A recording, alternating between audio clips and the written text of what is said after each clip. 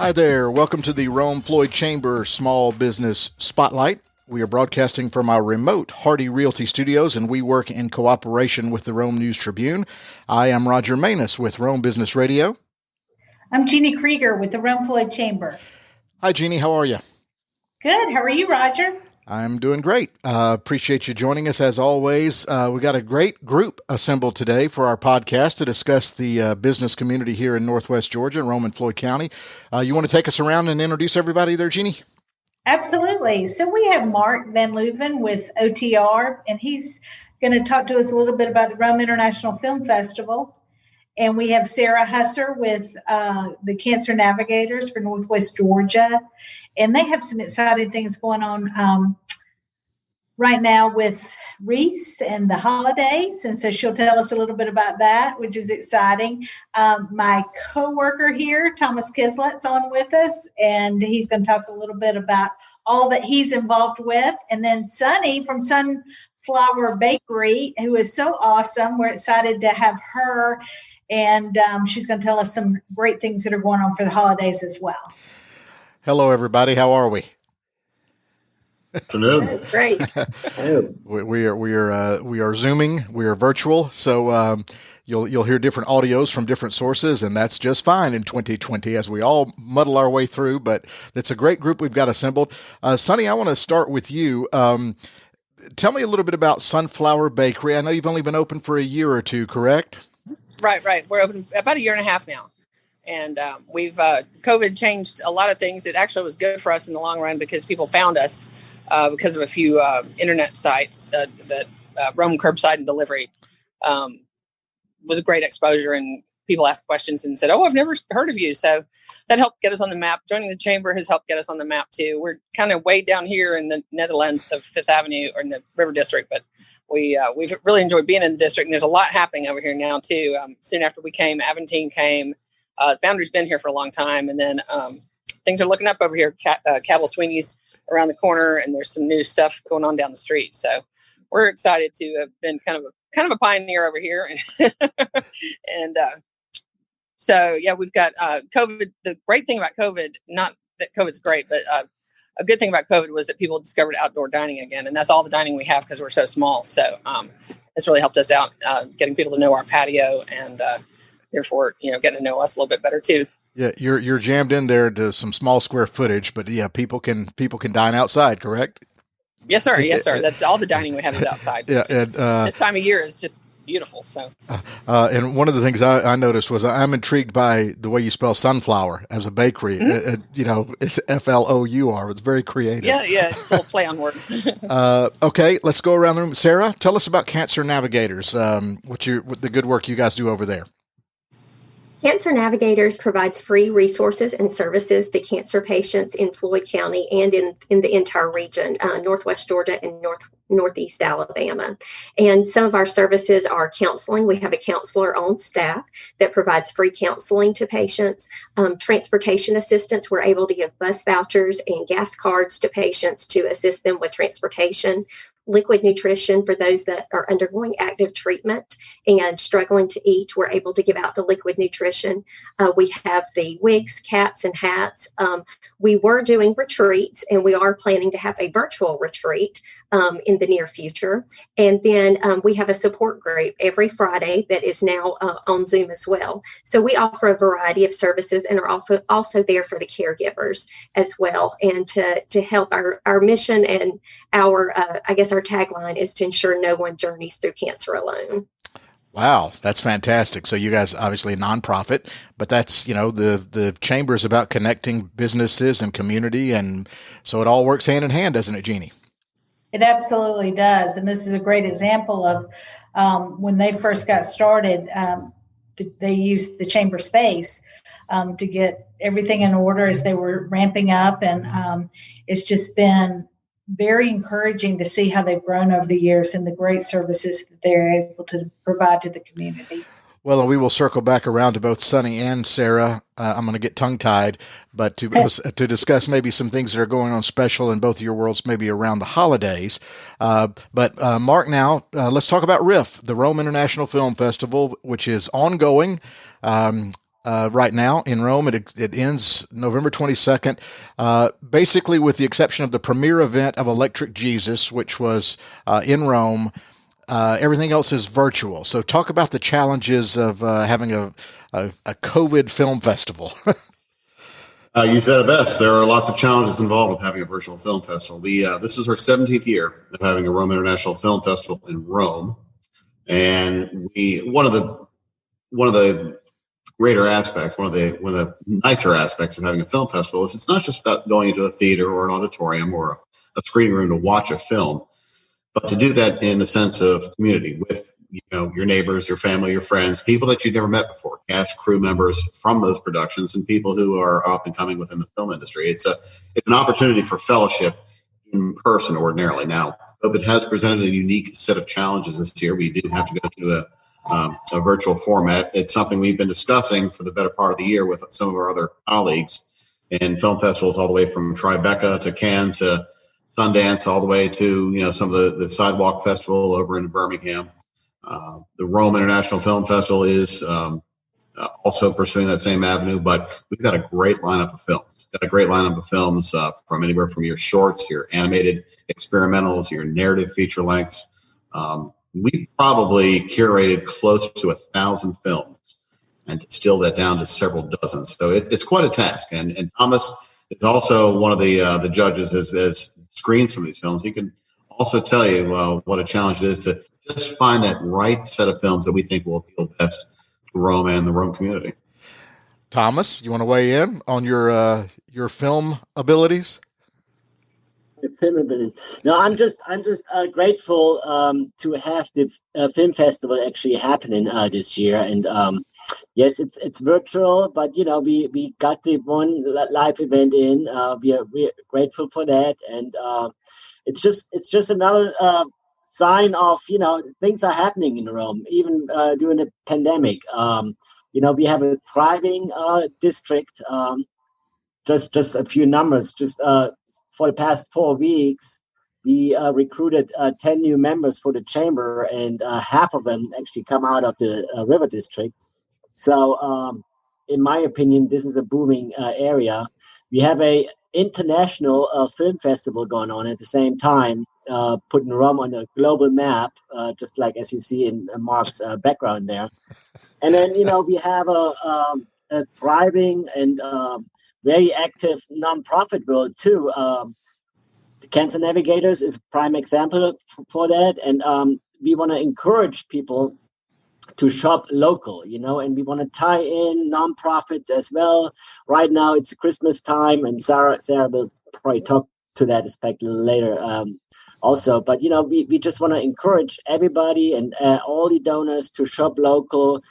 People are buying Christmas gifts, and it's always the easy link to Amazon. But we have a portal that you can use. We just had a virtual expo, and just glad somehow to tie everything together, and even put us on a global map there. Yeah, Jeannie, I do want to touch base quickly on the Business Expo, which was last week, and you had made plans to do it both ways, both in person and virtually, and because of COVID, you made the decision, let's just do virtual. But from what I can tell, having participated in it, great big success. What are your thoughts on how it worked out? We're very pleased. We'll have our final numbers probably on Monday, but we like the visits to each booth virtually, and that's always exciting. And, the great thing is we get to send those businesses those emails, and they can follow up later or contact those folks also, just for more conversations and maybe more information.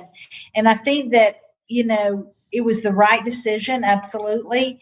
And I think that we'll be able to use a component of this going forward.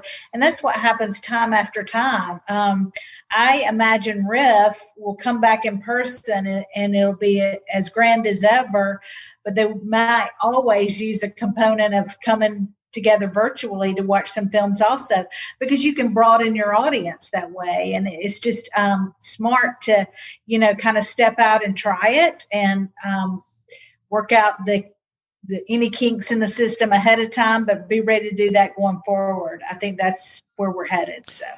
Yeah, we all are kind of learning to adjust and create maybe new ways to do business. Sonny, how has it affected you? You mentioned outside dining, but what kind of a hit was it for you, and how have you responded? Well, it's just kind of keeps you off balance all the time at first, and we've kind of fallen into a routine now. But we had to ramp up our curbside and give that option, touch-free option. We've gotten some new equipment so that we can do a totally touch-free curbside. You stick it in your trunk transaction if people, still aren't comfortable going into places, which a lot of people still aren't. A lot of people still haven't been out, or people have certain medical things that they can't go out. So we can do everything from a total touch-free experience to dining on the patio. We still have a little access to the shop. People can actually sort of come in. They can't come all the way in the shop, but we have a little area where people can come inside and look around and see what we have for folks that don't know what we already have. We had to upgrade our website, which is a challenge because I'm not very tech savvy. So we've just revamped our whole website. You can order online, pick up in the store too. So we have, we've got everything from curbside to totally in person. So it's a matter of adjusting. It's not impossible. It's just every day something different. Well, you're right. Well, while we're here, can you mention your website? I'll ask you again at the end of the podcast, but what is the website? Our website, sunflowercommunitybakery.com. And that's Sunflour, Sunflour. Sunflour. Yes, right. And what are some of your specialties? Well, we have quite a few things. We have bread. We have food, as people call it. So we have like a little choose to lunch thing. So you can try multiple little things. You can have a little salad and a mini sandwich, or you can try the soup and a quiche. You can mix and match a lot of the different things. We specialize in bread mainly, but we also have a lot of sweets. We always have a seasonal sweet muffin. So right now the seasonal muffin is a sweet potato pecan. In the summer it's peach sometimes, or whatever is in season. We cook a lot of, I guess you'd call it farm to table. A lot of our products come from local farms. All the eggs and everything, all our baking, and then our quiches and our breakfast eggs. We also offer breakfast. That's a whole nother story. But anyway, all of our eggs come from Rise and Shine, which is in Calhoun. Our greens and some of our other vegetables come from Tucker Farms, which is out off Turkey Mountain. Then we have Riverview Farms products. We have their corn. We use their breakfast sausage. We use Lions Bridge beef. Sometimes we can get Bella Vita mushrooms. So we have a lot of local products. So that's, I guess you call that one of our main features. People think of us as kind of a healthy food thing, but it's not really a healthy food. We just use really good stuff. We use King Arthur flour in most of our stuff. Then we have a few organic flours that are different than that. So to pick one specialty, it's kind of hard. We have an awful lot of stuff. Yeah. I'm getting hungry, but thank you. We got it covered. Sarah, in the nonprofit world and fundraising, things like that for what you guys do at Cancer Navigators, how has COVID affected? People have been out of work and the economy took a hit. How has that affected, your guys' goals to maybe raise money for what you do? It's definitely taken adjusting and getting creative. And we have our annual RIFF auction and sale going on right now. And in the past, this event's been going on for over 10 years, and it was an auction, and we had all the wreaths out displayed in the Cancer Center and at Floyd Medical Center. And of course, this year that was just not possible. So we had to start brainstorming on what we could do. And we knew we wanted to continue the event because we have so many people that have personal connections to the organization that decorate wreaths. And they do it to give back to the organization. And it's also very therapeutic to them as well. And so I started researching, and I get the chamber's emails every week and the shop chamber. And so this year we have a few wreaths that are for auction on our, you can go to our website to view them, and they're on display at Floyd Medical Center. But we are having a sale, and all the items for sale are on the shop chamber website, and people can go to that website and purchase wreaths. And we also have some hand carved items, some welded items, some painted things, just holiday decor, and all of it is available for purchase on the chamber's website. And it just launched on Monday and has been fantastic. It was very user-friendly from my end, and I've heard from a lot of people how good it looks, and that it's just very, very easy to go on and shop. And they're enjoying not having to be worried about being outbid. They can actually go on and purchase and know the wreath is theirs. So it's going very well. But it has been definitely a challenging year. So we are just trying to continue with the fundraisers and do what we can because our top needs are the counseling and liquid nutrition and transportation. So we are making sure that a majority of our funds go to those programs that are most needed by our patients. And all the money raised through the wreaths, we're very fortunate. Harbin Clinic Cancer Center buys the wreaths for us. Then we're able to give them to the decorators. They decorate them and return them. And so 100% goes back to Cancer Navigators and goes into direct patient care. So it will go into these programs. Well, you mentioned some of the things you do, like the transportation. In a COVID world of social distancing, just challenges everywhere, I would imagine, right? Absolutely. We have been doing most of our resources and counseling appointments over the phone so that patients don't have to get out and they don't have that exposure.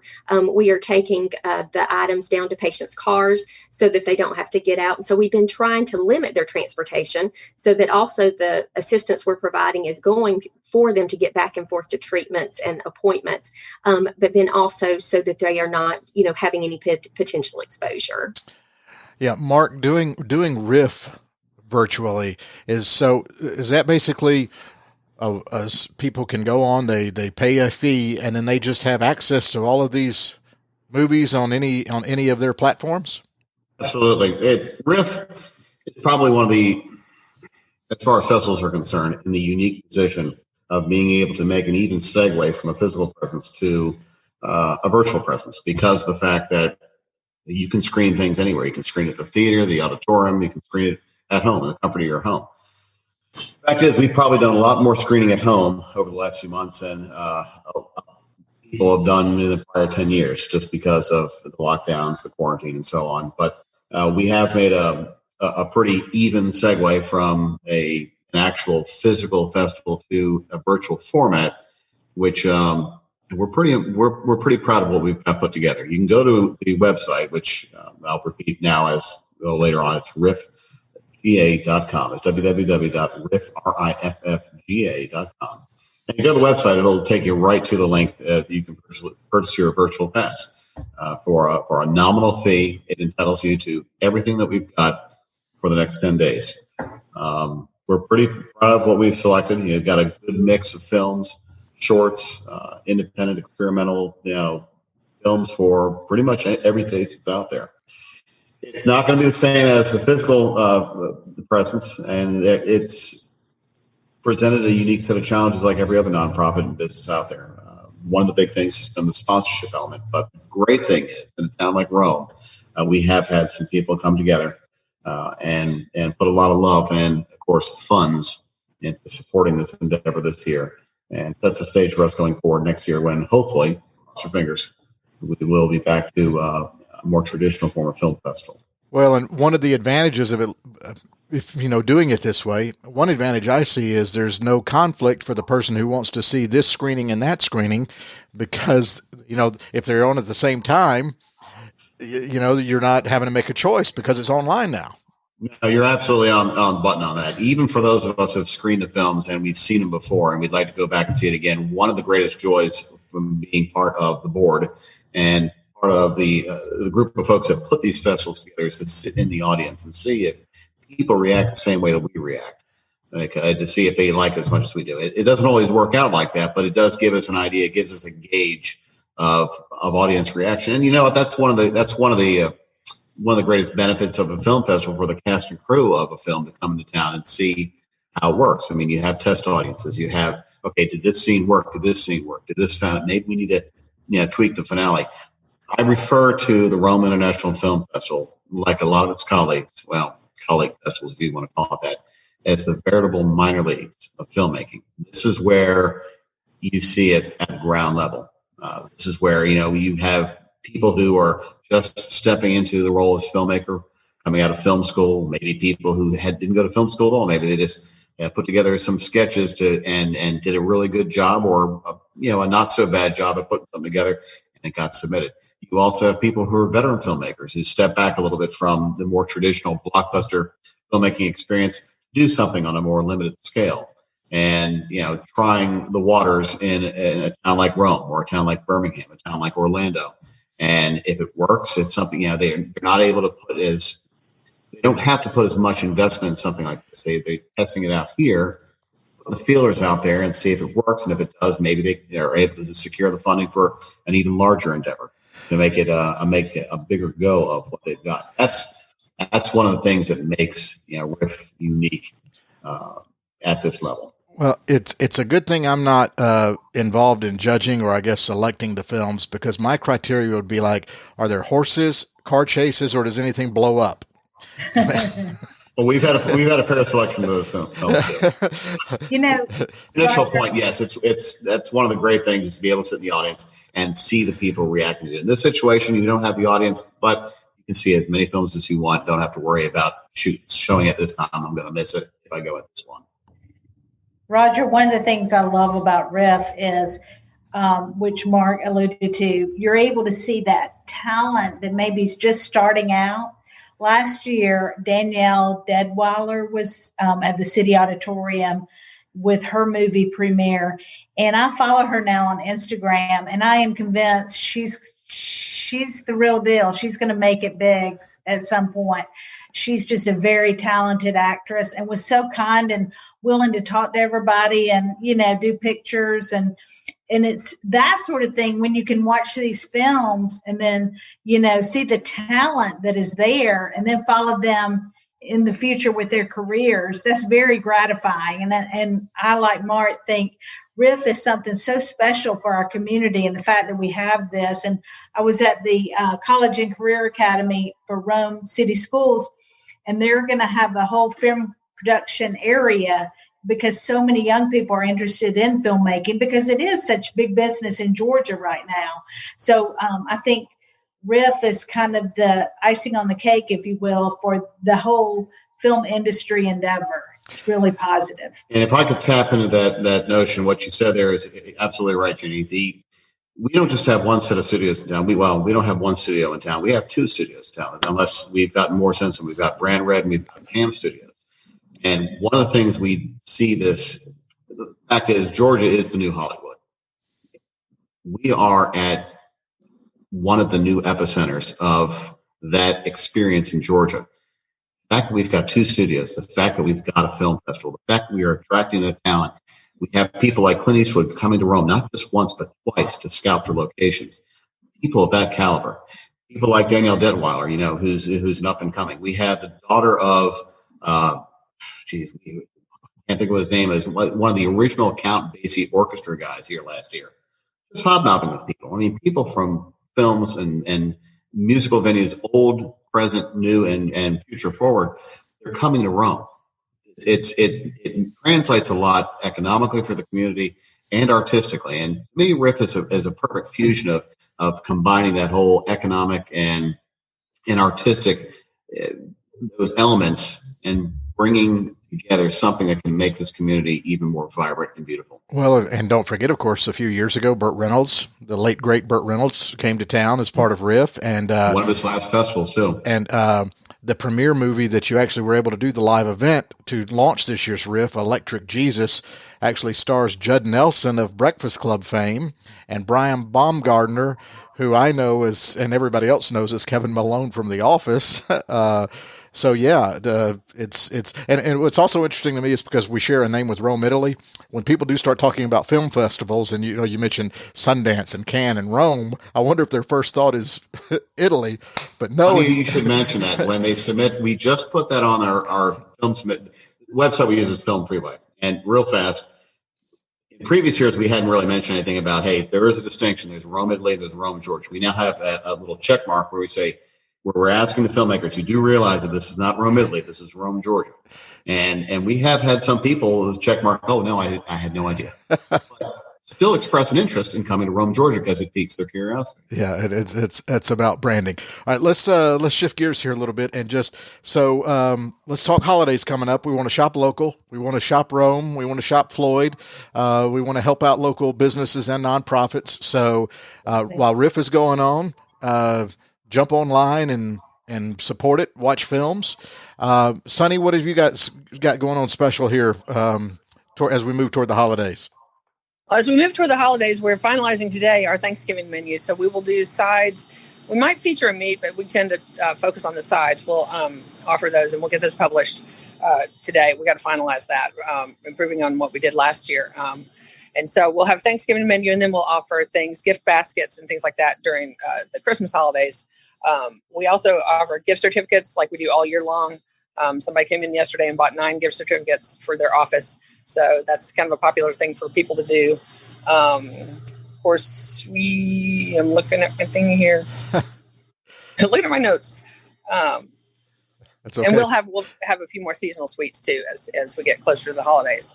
Things that we don't make all year long, not just the seasonal muffin, but some seasonal pastries and special little things to gift people or to gift to yourself, because it's always self-care is good. What is do you basically market yourself by word of mouth of the quality of product, or are you? We have an Instagram. The bakery has an Instagram and a Facebook, and then there's also another page called Rome Curbside and Delivery, and so we got a lot of exposure through that. So I just multiple times a day have to make posts, and I have a couple of folks that work here that take some really great photographs. So people are really visual. The photograph is a great eye catcher, and so that's our main mode of advertisement. Word of mouth is huge too, but mostly through social media. And Sarah, as the holidays approach, you guys have had to call an audible a little bit, and you've got the RIFF program going on. Anything else that people should know about how maybe they can get around, get involved and help support around this time of year? Absolutely. We are always open and welcome donations. I also tell people, if you don't need a wreath for your home, you're welcome to buy one, and we can give it to one of our cancer patients to bring them some joy this holiday. That's a great idea. That is a way that we can do it. We take, of course, the end of year donations, and we will put it towards if people have a certain program that really speaks to them and they want to support, we can designate their donation to that specific program. And we have a website, cancernavigatorsga.org, where people can make donations, or we are located in the Harbin Clinic Cancer Center. And so they can come by here, or on our website, we do have our mailing address. It's different than our physical address. So we are able to take donations all those ways. Fantastic. Roger, if I can jump in, I just have to really give Sarah and her team a lot of credit for the compassion and love that they show cancer patients. Having had family members and friends go through treatment, it is so special how they reach out and make sure that each patient is cared for. And, the needs are just great at that time. And just knowing that, the different products that they offer or the services that they provide, it's hugely beneficial. But they just relay all of that with such compassion and love and caring until it means a lot to each of the patients going through the treatment. And, Rome has quality health care here. And so as people come in for treatment, it's just a nice add-on that they're just so kind and compassionate. So I just have to give them a shout out. Thank you. It's a wonderful place to be. People a lot of times will say, is it depressing, being there? But no, I say I get to see acts of kindness daily. And it's amazing how people who have nothing are afraid to take something from because they're afraid they're taking it from someone else. And so you're always seeing people thinking of others. And in this time, it just brings a lot of hope. And it is a great place, and we're glad to be here. And as much as we need donations, we also want people to know about us and the services that we offer, and to go to our website and see how we can help those who are going through cancer. Wow. Jeannie, that's one of the big selling points of Rome-Floyd Chamber. The beauty of podcasting is it's online. So this literally can be heard anywhere in the world. So while we're always singing the praises of Rome-Floyd County in Northwest Georgia as a place to do business, it's because of the people. That's exactly right. And the constant support of each other and supporting each other's businesses and the great events like RIFF and the great delectable delights. But neighbors caring for neighbors in a world where there's not a lot of that going on right now. Now I'm getting into politics and preachy, and I don't want to do that. But Sarah's answer touched my heart there a little bit. Okay, let's go around the room just one more quick time and just get contact information, websites, social media, anything you want to make sure our listeners know about. Mark, let's start with you at RIFF. RIFF, you can visit us at www.riffga.com. That's www.riffga.com. And even though we're not a traditional venue to purchase a Christmas gift, consider becoming a patron or a sponsor or just make a donation, because RIFF is not just about the festival that comes in November. It's more of an experience. We have plans rolling out screenings and special events, personal appearances going forward. RIFF has come a long way from its humble beginnings 17 years ago. So be a part of the process. Partner up with us, www.riffga.com. It's come a long way, and there's plenty more to go as it just grows and the industry grows. And like to your point, if we can, the more stuff filmed in Northwest Georgia, it benefits businesses and things like that. So, okay. Sonny, website, contact information, your street address where people can come. As always, I encourage people to call the shop too, in case there's some question that's not answered out on the internet. Our website is SUNFLOUR, sunflowercommunitybakery.com. You can find us on Facebook and also on Instagram. And the shop number is 706-290-3636. Even if we're not here, leave a message and we will get back to you.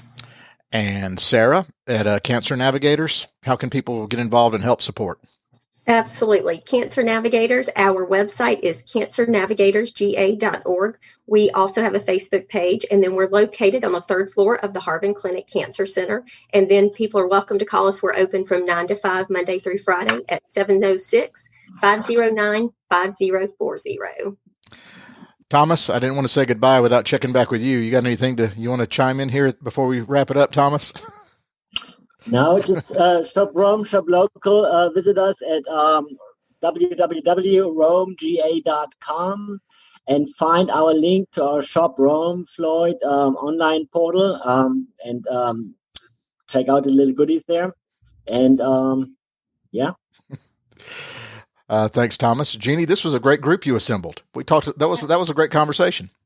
Well, Thomas helped me as well, but I am thrilled because, like you said, this is what we're all about in our community. So this has just been a great conversation. Well, appreciate it, everybody. Thank you so much for your time. You have been listening. Thank you. You have been listening to the Rome-Floyd Chamber Small Business Spotlight. I'm Roger Manus with Rome Business Radio, broadcasting from the Hardy Realty Studios, and we work in cooperation with the Rome News Tribune. Thanks for listening.